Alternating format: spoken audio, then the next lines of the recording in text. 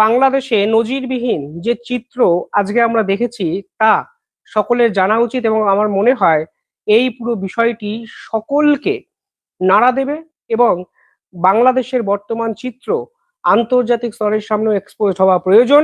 তাই আমি জরুরিকালীন ভিত্তিতে এখন একটি লাইভ ভিডিও আপনাদের সামনে নিয়ে আসছি।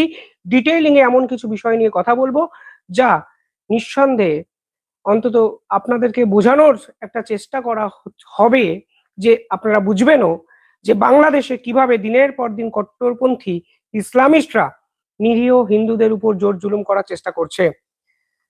আজকে ঢাকা শহর কার্যত অবরুদ্ধ হয়ে গেল। অবরুদ্ধ কেন হলো?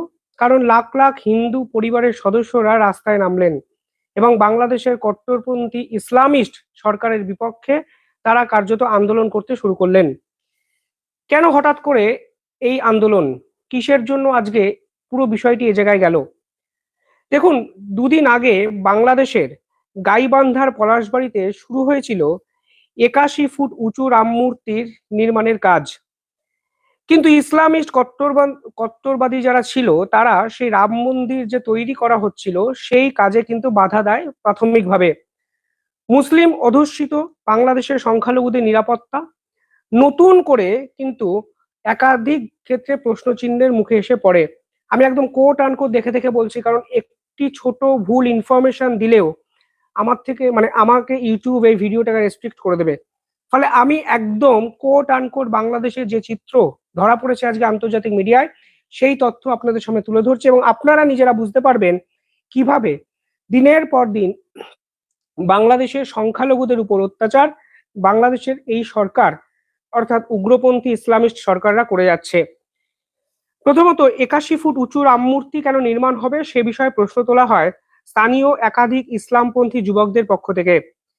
পরবর্তীকালে যখন তারা সেই মূর্তি নির্মাণ বন্ধ করতে পারে না, ঠিক তখন মূর্তি তৈরির সঙ্গে যারা জড়িত তাদেরকে কিন্তু হুমকি এবং হুঁশিয়ারি দিতে শুরু করে।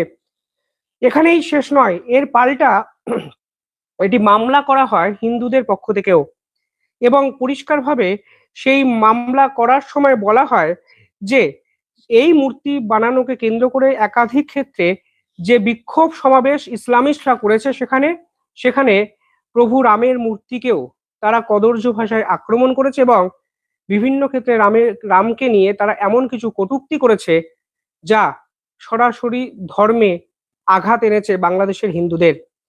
শুক্রবার এর প্রতিবাদে একাধিক হিন্দু সংগঠন ও ছাত্রছাত্রীদের তরফ থেকে ঢাকায় শাহবাগ মোড়ের পাশাপাশি জাতীয় প্রেস ক্লাবেও একটি বিক্ষোভ সমাবেশ অনুষ্ঠিত করা হয় এবং প্রেস ক্লাবের সামনে দেখা যায় মানববন্ধন।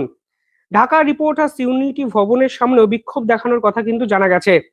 বিক্ষোভকারীদের দাবি, যারা এই ধরনের নোংরা ঘটনা বাংলাদেশে ঘটিয়েছে, অর্থাৎ প্রথমত মূর্তি তৈরিতে বাধা দেওয়া, মূর্তি যারা তৈরি করতে গেছিল তাদের উপর শারীরিক ও মানসিক নির্যাতন করা, পরবর্তীকালে মূর্তি কেন বানানো হবে এ বিষয়ে বিক্ষোভ সমাবেশ তৈরি করে প্রভু রামকে নিয়ে একাধিক কটূক্তিকর আক্রমণ, সব মিলিয়ে এই অপরাধ চক্রের একটা বিহিত হওয়া প্রয়োজন তা কিন্তু বাংলাদেশের হিন্দুরা মনে করতে শুরু করেন।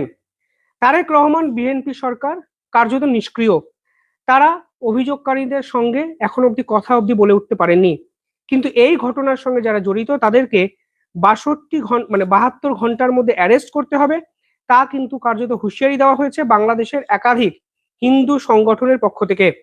এছাড়াও শনিবার ধর্ম বিষয়ক মন্ত্রককেও একটি স্মারকলিপি জমা দেওয়া হবে। অন্যদিকে হিন্দু মহাজোট পরিষ্কারভাবে জানিয়ে দিয়েছে, যদি পুনরায় ভগবান রামের মূর্তি নির্মাণের কাজ শুরুর অনুমতি প্রশাসন না দেয় তবে বাংলাদেশের 64টি জেলায় প্রতিটি জায়গায় একটি করে রাম মন্দির তৈরি করা হবে। অর্থাৎ ইসলামিস্টরা যেভাবে প্রভু রামকে সামনে রেখে নোংরা রাজনীতি করে হিন্দুদেরকে বাংলাদেশে ছোট করার চেষ্টা করেছে, তার পাল্টা হিন্দুরাও কিন্তু এবার সারিবদ্ধভাবে জোট বাঁধতে শুরু করলো, যা কিন্তু নজিরবিহীন। বাংলাদেশে এই ধরনের নজিরবিহীন হিন্দু ঐক্য আমরা কিন্তু সাম্প্রতিক সময় বারবার দেখতে পাচ্ছি। চিন্ময় প্রভুকে যখন আটক করা হয়েছিল তখনও কিন্তু হিন্দুরা পথে নেমেছিল। স্বয়ং ভারত সরকার বাংলাদেশের এই ধরনের আচরণের কড়া নিন্দা ও প্রতিবাদ করেছিল সে সময়। সাময়িকভাবে ইউনিট সরকার কিন্তু পিছনে সরে আসতে বাধ্য হয়, কিন্তু এরপর তারেক রহমানের সরকার যখন আসে তখন মনে করা হচ্ছিল বাংলাদেশ হয়তো নিজের ভুল বুঝতে পারবে এবং যে কোনো স্বাধীন সভ্য দেশে সংখ্যালঘুদের যে ন্যূনতম অধিকার তারা প্রাপ্য, সেটা তারা বাংলাদেশের সরকার কিন্তু দেবে। কিন্তু যেই কে সেই বাংলাদেশে কেন রাম মন্দির তৈরি হবে, প্রভু রামের মূর্তি কেন স্থাপন হবে, সেটা যদি প্রশ্ন চিহ্নের মধ্যে পড়ে, তাহলে পরিষ্কার হয়ে যাচ্ছে যে হিন্দুদের উপর মানসিক নির্যাতন, শারীরিক নির্যাতন কোনো কিছুই বাংলাদেশে কিন্তু বন্ধ হয়নি। কিন্তু এর পাল্টা বাংলাদেশের হিন্দুরা যেভাবে প্রতিবাদে ঝাঁপিয়ে পড়লো, যেভাবে হিন্দু ঐক্য একজোট হয়ে তারেক রহমানের সরকারের বিপক্ষে রাস্তায় নামলো, আজকে এই ইস্যু কিন্তু আন্তর্জাতিক স্তরে রীতিমতো চর্চার বিষয়। এবং আমার একটা বড় প্রশ্ন, যে মানবাধিকার সংগঠনগুলো, রাষ্ট্রসংঘের মতো সংগঠনগুলো ভারতের কাশ্মীর নিয়ে দেদার স্টেটমেন্ট দেন, ৩৭০ ধারা লোপ কেন করা হয়েছে সে বিষয়ে বড় বড় লম্বা চওড়া কথা বলেন, ভারতের গণতন্ত্র নিয়ে প্রশ্ন তোলেন, ভারতের নির্বাচন পদ্ধতি নিয়ে একাধিক প্রশ্ন তোলেন, সেই মানবাধিকার সংগঠনগুলো কি এই কট্টরপন্থীদের আচরণ দেখতে পান না?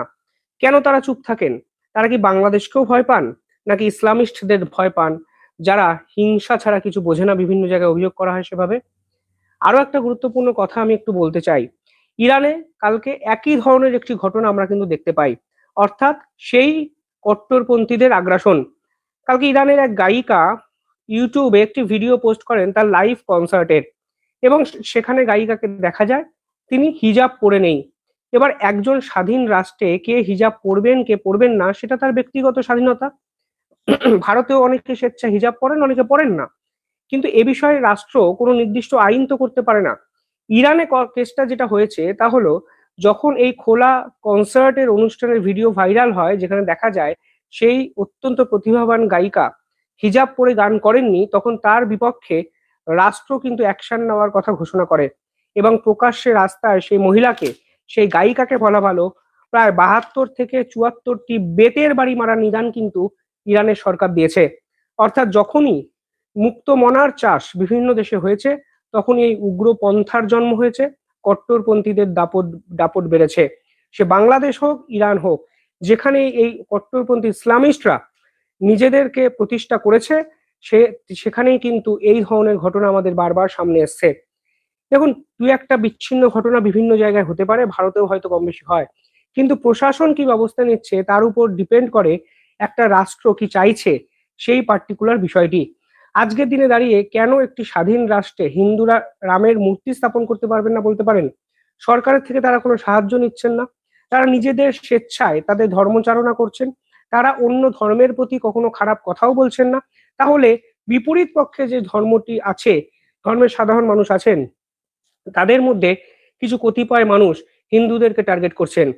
কিসের জন্য বাংলাদেশের হিন্দুদেরকে ক্রমাগত মানসিক নির্যাতনের সম্মুখীন হতে হচ্ছে? চিন্ময় প্রভু হোক কিংবা মিথ্যে মামলায় জড়িয়ে ফেলা একাধিক হিন্দুদের পরিবার, সর্বক্ষেত্রে যেভাবে মানসিক এবং শারীরিক নির্যাতন বাংলাদেশে এই কতিপয় হিন্দুদের উপর হচ্ছে, তা কিন্তু আন্তর্জাতিক স্তরের অবশ্যই কন্ডেম করা উচিত, এবং ভারতকেও নিঃসন্দেহে এই বিষয়ে করা বিবৃতি জারি করা উচিত, এবং পুরো বিষয়টি ডিপ্লোম্যাটিক স্তরে বাংলাদেশকে কিন্তু বিপাকে ফেলবে সে বিষয়ে আমি অন্তত দ্বিধাগ্রস্ত হচ্ছি না। সব মিলিয়ে হিন্দুরা জোট বাঁধছে বাংলাদেশে, সে 2% হোক বা 20% হোক, জোট যদি বাঁধে তাহলে সংখ্যালঘুদের জোটের ফলে বড় বড় তাবুর মাথারাও কিন্তু পিছিয়ে গেছে, তার নিদর্শন কিন্তু আছে। আমাদের বাংলার কথাও কিন্তু ভুলে যাবেন না।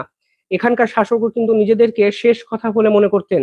এখানকার শাসক যারা তৃণমূল কংগ্রেস করতেন, তাদের পাড়ার পল্টু মস্তান বা নেতাদের আচরণ যে উদ্ধত্ত ধরা পড়তো, সেখানেও কিন্তু আমরা সাধারণ মানুষ কিছুটা চমকে যেতাম। ফলে আজকে যারা সংখ্যা লঘু বাংলাদেশে, তারা কিন্তু যদি জোট বাঁধে তাহলে বাংলাদেশের সরকারও পিছনে সরবে, এবং এর জন্য ভারতও কিন্তু বাংলাদেশের এই হিন্দু পরিবার, হিন্দু যে যত ভাই বোন আছে তাদের পাশে দাঁড়াবে, তা কিন্তু পরিষ্কার হয়ে যাচ্ছে বিভিন্ন বিবৃতিতে। কিভাবে দেখছেন পুরো বিষয়টি কমেন্টে জানাবেন।